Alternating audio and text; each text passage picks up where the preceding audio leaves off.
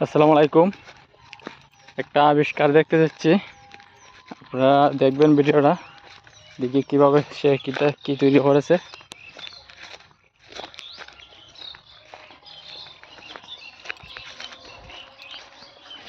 কি রে ভাই, এটা কি বানাইছ? এটা কি বানাইছ? বোমা? কিসের বোমা? এদিকে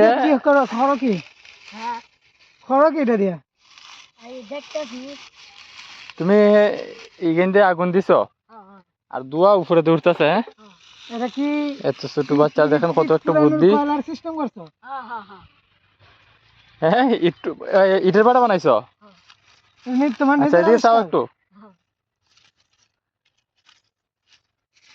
এর ভিতরে ইট দিলে কি অবশ্যই ফুরবো? আমার মনে হয় এরকম হিট হইব। শিওর? এখন দর্শক, এত ছোট একটা বাচ্চায় কত সুন্দরভাবে ইটের বাড়া আবিষ্কার করছে, আসলে খুবই আশ্চর্যজনক।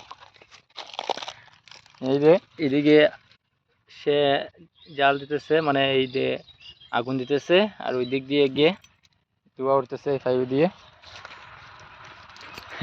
ইটের বাটা তৈরি করছে। দেখো বা তোমার চেহারাটা দেখো একটু। যাই আরে এই পরিকল্পনাটা তোমার মাথার মধ্যে ঢুকছে কিভাবে? গাতে হচ্ছে একটা বুত্ত মারা, হ্যাঁ, গাতরে শিয়ালে ইট দিছি, ইট দিয়ে আছে না, ফাঁক আছে, ফাঁক যা আছে, ধুয়াইছি, ধুয়াইবে দিয়ে উঠতেছে। ঠিক আছে, মানলাম। মানে তোমার এই আবিষ্কারটা মাথার মধ্যে ঢুকছে কিভাবে, যে তুমি যে আবিষ্কারটা করবা, হ্যাঁ, তোমার এরকম বুদ্ধিটা মানে মাথার মধ্যে ঢুকছে কিভাবে যে আমি একটা জিনিস আবিষ্কার করি? এই জিনিসটা পরিকল্পনাটা তোমার ভিতরে ঢুকছে কিভাবে? তুমি কি এর আগে ওই ইটভাটা কাজ করো? না, ইটভাটা কাজ করো না? তোমার বাড়ি কোন জায়গায়? কিসের? কিশোরগঞ্জ? হ্যাঁ, তাহো হই এই যে ফিল্ডে তাহো, হ্যাঁ, ফিল্ডে কাজ করো। হ্যাঁ, তো ফিল্ডে কাজ করার পাশাপাশি তোমার মাথার মধ্যে ঢুকলো যে দেখি আমি নিজেও একটা জিনিস আবিষ্কার করতে পারি কিনা। হ্যাঁ, হ্যাঁ, এরকম মাথার মধ্যে চিন্তাধারা আসছে। হ্যাঁ। দর্শকের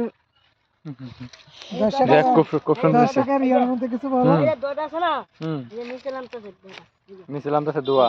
হ্যাঁ, হ্যাঁ, এই নিচে নামতেছে। আচ্ছা আচ্ছা, যাই হোক, খুব ভালো, খুব সুন্দর আবিষ্কার।